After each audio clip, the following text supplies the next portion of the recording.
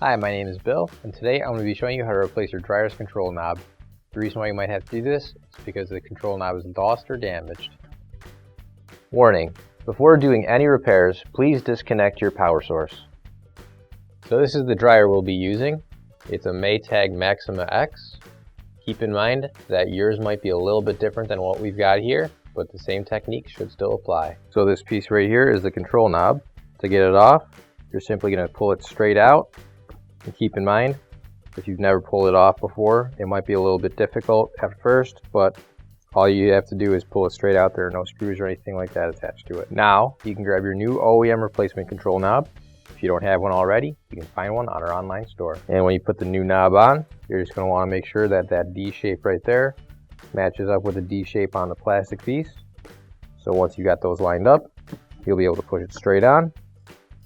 Give it a couple spins and test it out. Finally, don't forget to plug in your appliance.